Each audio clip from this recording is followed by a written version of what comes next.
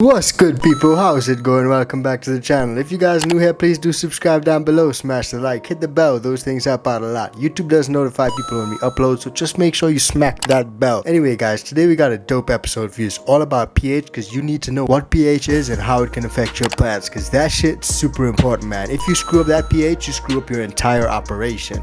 In the world of growing plants, pH affects and is affected by everything, literally everything. The entire process of growing plants is a study in the physical dance of pH balance. So in today's episode, we're going to go through in depth what pH is and how it affects the quality of your growth. Now I know pH can be a daunting topic. Just try to wrap your head around it, because understanding soil pH is key to growing healthy plants. And like I said, in this video we're going to go through everything you need to know about pH, how to get it right, and what to do when you're growing your plants. Indoors or outdoors, it doesn't matter. You just need to master the pH. Now there are a few questions that a lot of growers ask, and we saved that till the end, so stick around for that. Before we get into that, guys, just want to let you know, if you're looking for grow videos, we're posting all plant videos on the I Can THC Grow channel, so subscribe to our sister channel if you haven't already. And if you guys are interested in joining the I Can Seed Club, beans for a whole year, gold boxes, a whole bunch of perks, man, definitely check it out. I won't say too more, but links in the description below. Now without further ado, guys, let's get into today's episode.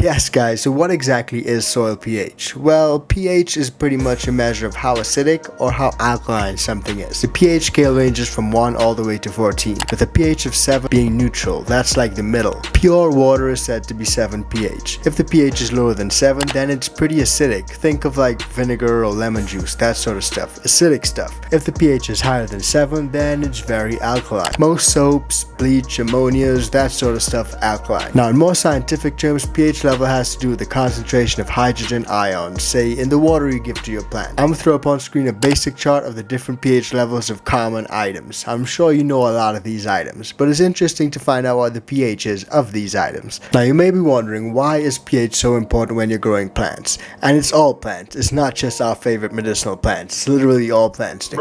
All plants, guys. Well, in fact, guys, the pH of your water and your growing medium can affect the growth and the health of your plants. As you all should know already if you subscribe to our channel, all plants require nutrients for healthy growth. They require macronutrients, nitrogen, phosphorus, and potassium, as well as a load of other micronutrients like calcium, magnesium, iron, copper, and a whole lot more. If the plants can't access these nutrients, it leads to deficiencies, lockout, and other serious health problems. You don't want that, guys. Trust me. Now, the main thing about the medicinal plants is that they are only able to take up nutrients within a small pH window. That ranges from about 6 to 7 when you're growing in soil, and 5.5 to 6.5 if you're growing in hydro. If the pH is lower or higher than that, then the plant literally can't take in any nutrients. Even if they're present in the soil, then you just can't take up the nutrients, man. It's pretty screwed. And that's how nutrient deficiencies occur, or better known as nutrient lockout, because they literally can't get in there. It's locked out because it's not within the right pH range. See what I'm saying, guys? Now in those places where plants usually thrive in the wild, the soil can be sometimes slightly acidic, so your homegrown plants sometimes prefer a slightly acidic environment as well, but not too acidic. Now like I said, it's important to know that plants grown hydroponically or without soil need an even lower pH than those in a soil setup. Now there are a few benefits to maintaining the perfect pH. The benefits of caring for and maintaining your plant's pH is pretty straightforward. You'll have healthier plants.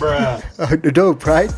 And guess what? They'll also demonstrate more vigorous growth and as a result produce even better harvests, bigger yields, all that stuff. That's what we're looking for, right? And not just that, you also ensure that the time and money you spend fertilizing your plants is paying off properly. Now by regularly checking the pH of your growing medium, you'll be able to ensure that your plants are able to take up all the nutrients that you're giving them. You'll also be able to catch any pH imbalances pretty early, and that minimizes your risk of running into nutrient deficiencies later on in your grow, which can suck, especially if you're late in flower. Now pH imbalances are one of the most common causes of nutrient deficiencies in growers' plants. Like I mentioned earlier, plants can only uptake certain nutrients within a small pH window. If the pH of your medium shifts below or above that ideal window, then your plants can't take up the nutrients, and those fertilizers will go to waste. Your plants will just show signs of nutrient deficiency. Even though it's there, it'll just go to waste. And like I said, deficiencies. Not fun, dude. And like I said, it occurs when your plants can't absorb nutrients from the soil or the fertilizers that you're using to feed feed them. And the biggest cause of that is that pH imbalance. But it can also be caused by salt buildup near the root zone. And that usually happens when you're using mineral fertilizers which have a high salt content. That just builds up down there, and that can cause that as well. Now, like I said a few times already, plants can only uptake nutrients within a small window. But what's that perfect window? If you're growing in soil, you want to look for 6 to 7. That's the optimal pH for your root zone. There's no set number within that range that's like absolutely best. Once you're within that range, you should be fine. I'm gonna throw up on screen now a little chart that shows plant nutrient uptake at different pH levels. Once you're within that range, you can uptake most nutrients, and that's what you're aiming for. Once you're outside of that range, it becomes harder to uptake certain nutrients. Certain nutrients can get uptaken, and that's how you end up with deficiencies, and other parts of your plant are looking fine. So for example, guys, if you're at a soil pH of 8, your plant can't uptake as much iron as it'll need, but it can uptake some of the other stuff, so you might find yourself with an iron deficiency. Make sense? Perfect. Now, a lot of people who grow organic don't actually pH their stuff at all, and I'm a big advocate for growing organically, not only because it delivers far superior product, in my humble opinion anyway, but it also takes some of the hassle out of growing, especially when it comes to pH and ppm and all that stuff. When you're using synthetic fertilizers, you always gotta measure that pH, that pm, make sure you're within range, and while using those synthetic nutrients may seem simple, it can just take a little bit more time and practice to dial it in. Now, I've had great results with it, so I'm not saying it's a bad thing at all. I've had fantastic results with some of those synthetic fertilizers, man. It's all about promoting the health of your plants by giving it what it needs and when it needs it. That's all it's about. But when you're growing organically, it's all about that healthy microbial life within the medium. Using natural fertilizers like compost, worm castings, bone meal, blood meal, all that stuff, it actually creates a breeding ground for healthy bacteria and fungi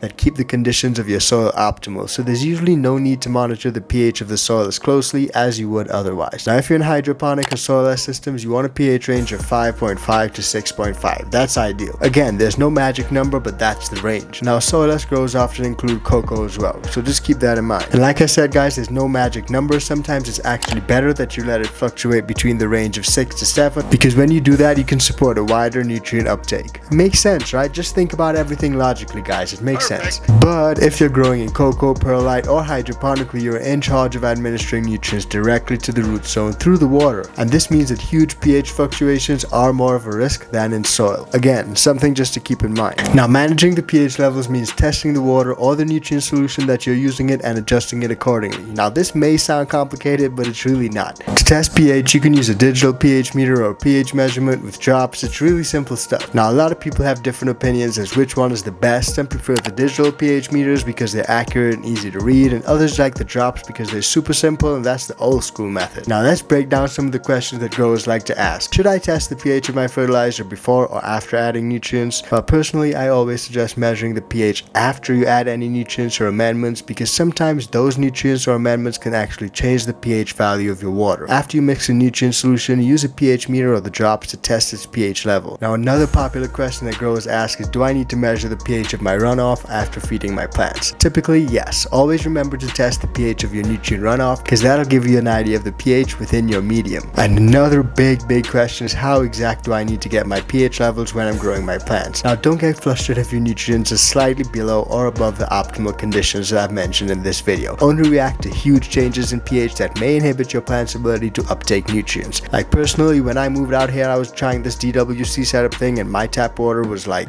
9 when it came to pH, man. So that's super alkaline, and it made things super difficult. Always having to pH the water, pH down. Oh man, it just wasn't fun. So just bear that in mind sometimes as well. Now, I mentioned there pH up and pH down. Those are your friends when you want to increase or decrease the pH. There are a lot of alternative ways that you can raise or lower pH, and we've gone through that in our channel, so be sure to check it out if you haven't already. Now, monitoring and regulating the pH of your soil or your reservoir is one of the keys to growing healthy plants and producing a great harvest. If you've got your own tips for regulating the pH within your garden, make sure to drop them down in the comments below. I love hearing what you guys got to say. Do you grow in soil or hydro, and what pH do you aim for? If you got any natural ways to lower or increase that pH, drop it in the comments down below and let me know. A lot of people have some great ideas like dolomite lime and stuff like that, so I'm always interested to find out what you guys got to say. So smash the freaking like for proper pH and good nutrient uptake, and don't forget to hit that bell. But wait, first check out this video right here and this video right here, and we'll see you on the next one.